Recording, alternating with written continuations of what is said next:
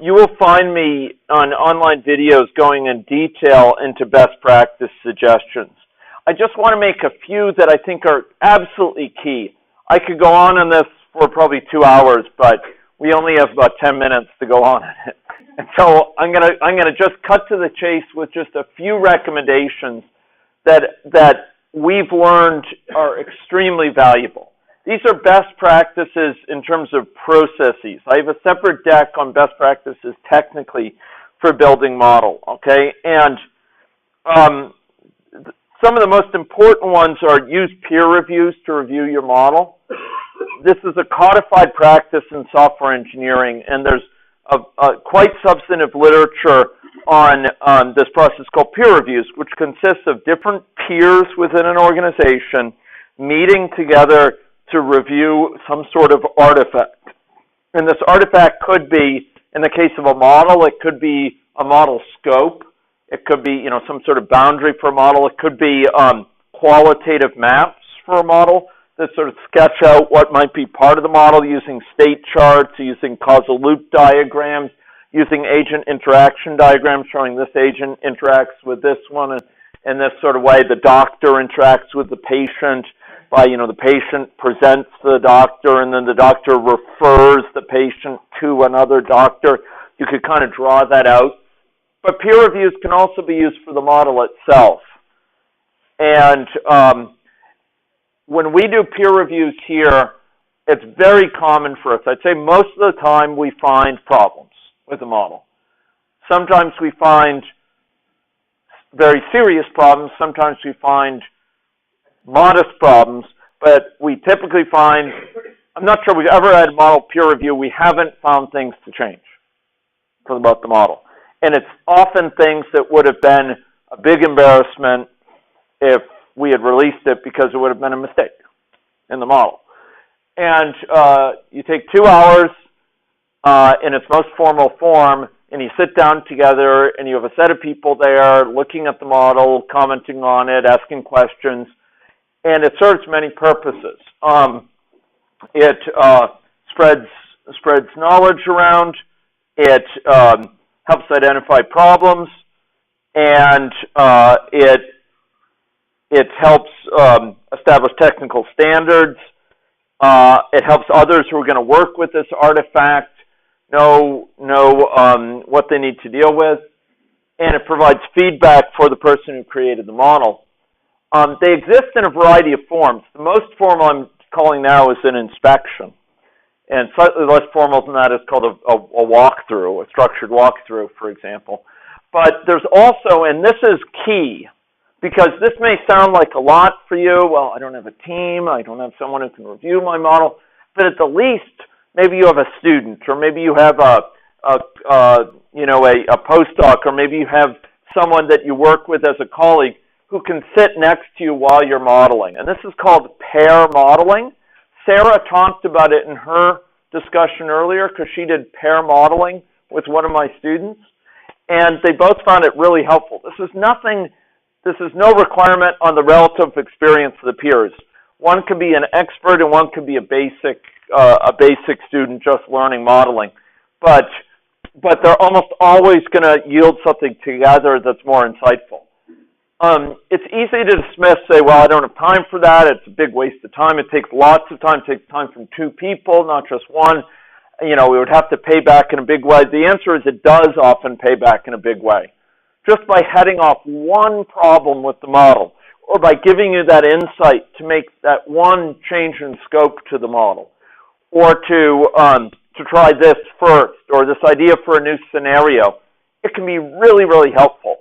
And it helps keep up morale. It helps also provide 2 people who understand the model really well, not just one. So if one walks out the door, if one goes on mat leave, if one is unavailable for a certain important meeting, the other is there and knows all about it.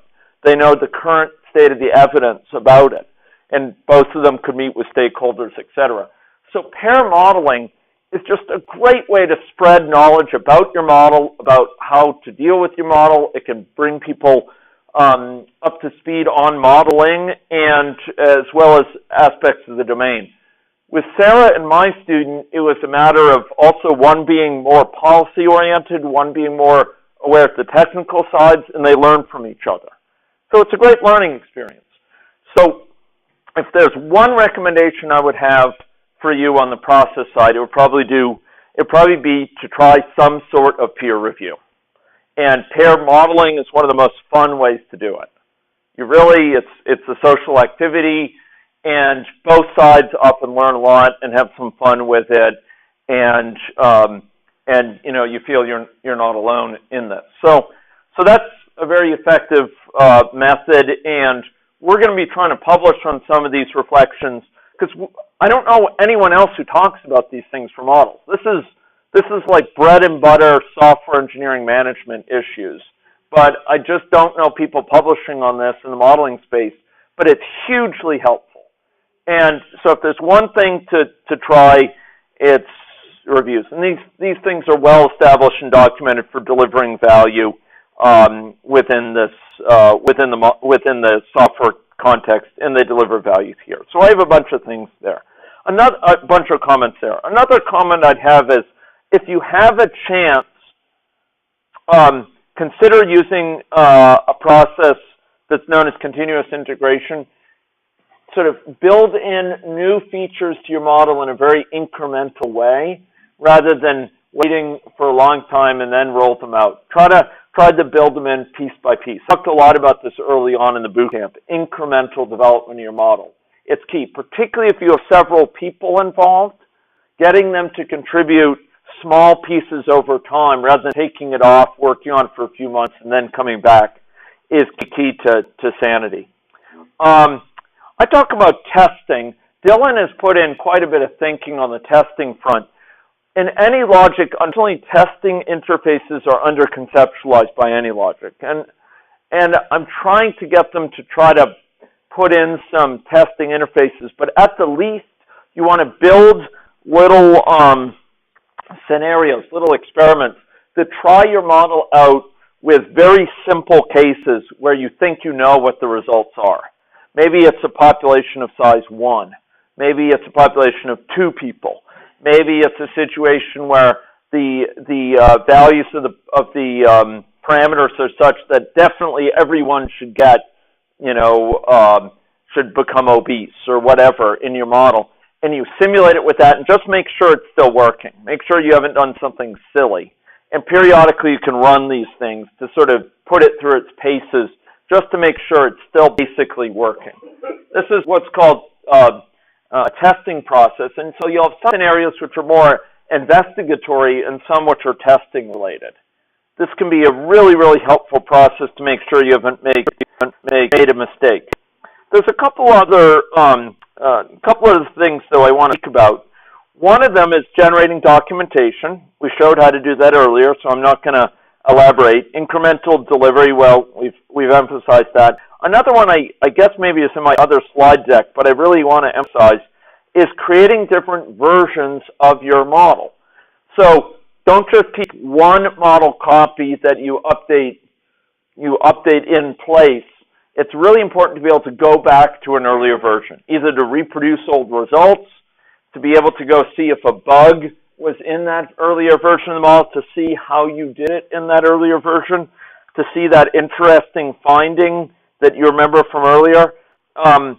So you'll notice that AnyLogic comes with support for 2 popular programs which allow you to store successive versions of the model and share them with other people. And this is called Subversion, SVN for short, and CVS. These are systems I teach to my students, particularly Subversion specifically. It's a system we teach to our students to share, in this case, software, and this is very easily done for models. So you can put successive versions of your model up there. It's not on your laptop anymore, which means if your laptop crashes, you haven't lost it. All these different versions, and other people can get access to them without having to come to you to get them on a thumb drive. So if I were you, I'd think a lot about using these version control systems. They also let you compare different versions of the model more easily. And you can always go back and get a previous version. Now, the pre-Esri system will also make automatic copies of your model away as you run different runs of it, and that's also useful. Yes, Alan? So, two quick questions. So, if it's not on your computer, where does it go if I were to use SVN? Where does it go? It'll go to a server? One I would just specify? Or? Yes. Okay. Yes, exactly. All right. And the other question is, if I'm just doing this by myself without sharing with a lot of other people, does it still make sense? Oh, yeah. Oh, yeah. Oh, yeah. And it's interesting, Dylan, when he's gotten on modeling projects before, like, one of the first things he does is put in place a version server so that he can save successive versions of his model away. Because as a software engineer, he just doesn't feel safe, he doesn't feel sane without that ability to go back and, you know, it's like a lab notebook in a way, easily go back and find that earlier version. And you can also put other things in there, right? You can put model output reports. You could put, you know, the papers you use to set the parameter values for the model. You can use it as a repository for a lot of different pieces related to the modeling. And that's really, really useful. Well, I don't have it set up for a subversion server here. I can record a video for you, but basically here we would point to a subversion server, and I would have to log in for that. But yeah, we should be able to do that. I could do it tomorrow. There are commercially available servers, and I'm pretty sure there are some in the cloud that you can probably just use. I mean, most teams set up their own, and we have some in our lab and so on. You know, there you just point it to a server. There, so basically you can rent. You know, like there are services like Gmail, right? You can go to over in so-called in the cloud, and you could go to subversion servers that live off in the cloud. You can connect to, and just put your things over there. I know some of them are definitely for pay, but there are some that are not for pay, some that are free. You know, an example, a free one that's widely used for software is GitHub, and I think SourceForge. SourceForge is free for subversion use, and so you could start a modeling project there. I don't think there's any cost associated with it, and large numbers of people can share it. You can make it so that I think public can know about it or not. So these things do not carry big costs. But they are really, really helpful for sharing successive versions of models. It means you don't have to send them via email. Yeah. This really interests me. Is there a good reference to tell us how to do this? To use SVN? Oh yeah. There's good online references. There's something called the Red Book of SVN or something along those lines you can look up. Yeah. Oh, okay. There's a decent guide in the help session on AnyLogic for use of it with SVN. Yeah.